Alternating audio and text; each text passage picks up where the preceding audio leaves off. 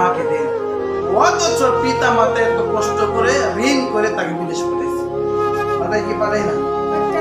বন্ধু আমার ভাই যদি মাত্র 6 আনা স্বর্ণ দিয়া 4টা মানুষের সন্তুষ্ট করতে পারে, তুমি 1.5 ভরি 2 ভরি 1 ভরি 8 ভরি স্বর্ণ দিয়া তুমি তোমার মাকে সন্তুষ্ট করতে পারবে না।